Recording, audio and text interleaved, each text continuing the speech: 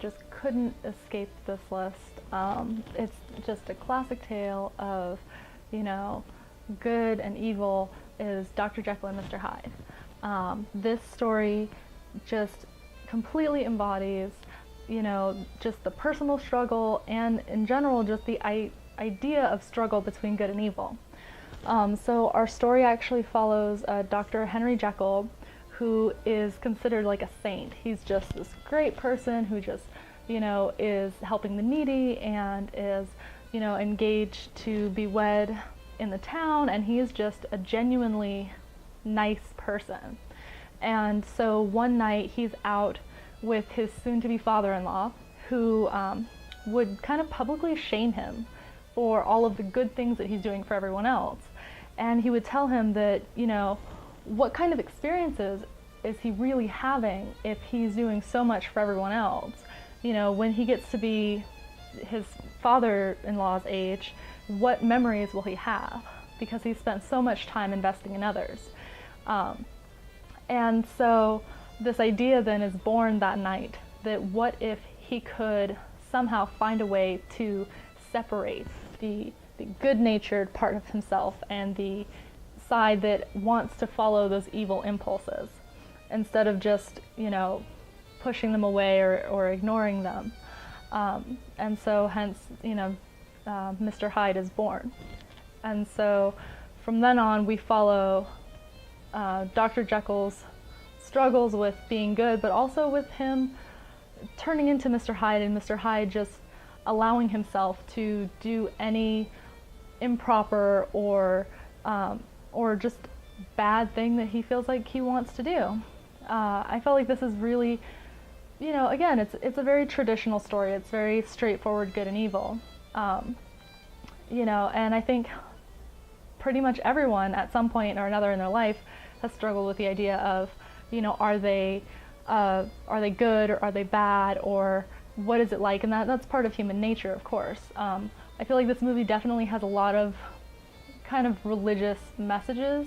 It's definitely not a religious movie, I wouldn't say, but it has a lot of religious messages implied. There's a lot of times where it kind of implies sins, or implies implies like kind of a sinful nature, and kind of that idea of, well, we can't be gods. That's not what we are. We are humans. We are evil and good together as one. And you know, overall, again, this is a really important part of just horror history, because the fight between good and evil is something that is replayed in every horror movie. And two, just the acknowledgement of what exactly is evil, and that we have evil within ourselves. I think that again plays out in tons of horror movies, especially when you get into the kind of murder mystery, whodunit kind of horror films, where you have, you know, mass killers on the loose and you're trying to figure out who it is. You know, because that's exactly the point, is that anyone in the room is capable. We're all good and evil. And so, I mean, it's a timeless story. But, you know, I think that overall, even though it's a timeless story and it's one that we've all heard and we've all seen before, this movie in particular is worth seeing because, again, you know, it's 1922, I believe. It's a silent film. It's early on. But the way that the evil side is kind of portrayed is really interesting, because he isn't necessarily doing things like now when we think of evil people, you know, the boundaries have been pushed so far for what's displayed in films, for the amount of really just bad things that you can do on screen is just limitless. I mean, really, I remember being a kid and, you know, there were certain words you couldn't say on TV, and there were certain things that you could just never see, and nowadays, you know, those things are on your like afternoon television shows.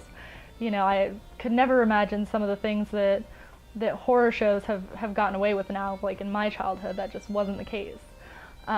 So it's really interesting to see, because some of the actions he has are a little bit, you know, inappropriate, or maybe, you know, like as Dr. Jekyll, he is definitely interested in one woman, but then as Mr. Hyde, he sort of goes about with another woman for a short period of time.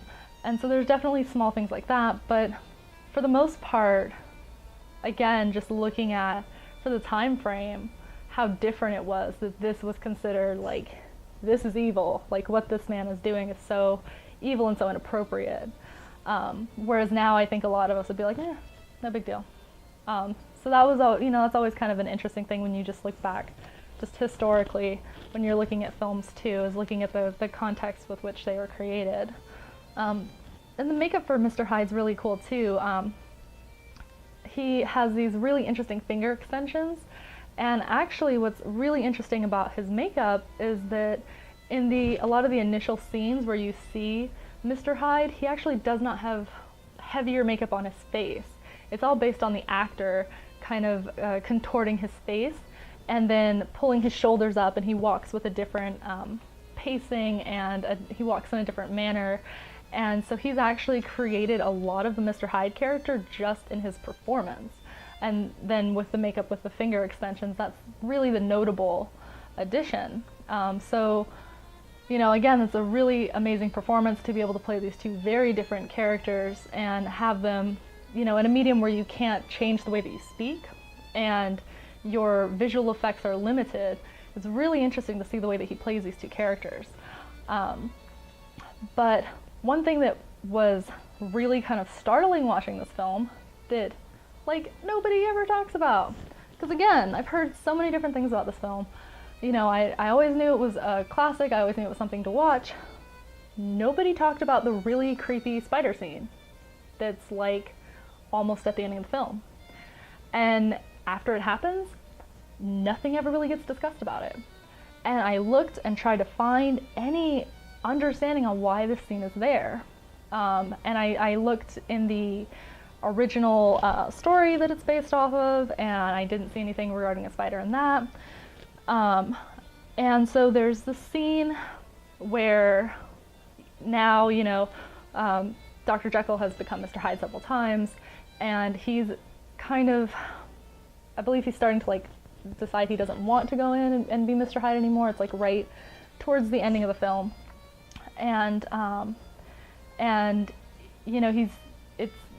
don't think he's quite run out of the drug yet, but he's getting down. He's not going to be able to go back and become Dr. Jekyll anymore. And there's this card that basically talks about how, nature, it's just called nature, is very kind of unhappy with his decision and has decided to take matters into its own hands. And first seeing that card, I was like, that's a little weird. And then all of a sudden you have this spider scene where there's this giant spider that just crawls on top of Dr. Jekyll, and then he transforms into Mr. Hyde. And like I said, and then that's it. And nobody talks about it. And so I'm trying to figure out what's going on with this scene. So this is my interpretation. I don't know. This could have nothing to do with it. I could be way off base.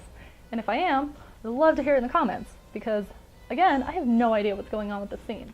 So tried to look up, trying to figure out historically, why would that have been there? Why would there be the spider scene? So the only thing that I was able to come up with was back in 1861, you had Dante's Purgatorio. It's the telling of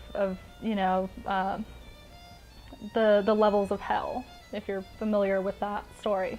And in it, there's apparently the story about, and I'm going to say it best I can, but I'm probably getting it wrong, but it's Arachne, and it's this woman who is this amazing weaver, and she becomes so filled with pride at how good she can weave that she starts to say that she's better than Athena, than one of the gods. And she goes about and says, that she is just so much better than this goddess. And so she would then challenge her to a weaving match. And Athena would weave a picture of her conquering Poseidon. And Arachne would weave a tapestry which featured infidelities of the gods of Olympus. And this would really anger Athena. so much so that she would destroy the tapestry, and she would actually not just destroy the tapestry, but she would also destroy the loom, and she would curse her to have to live with the guilt that she that she should be feeling for being so prideful and considering herself among the gods.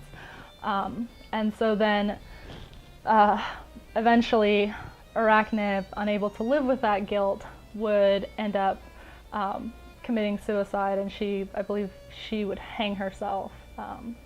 And then after that,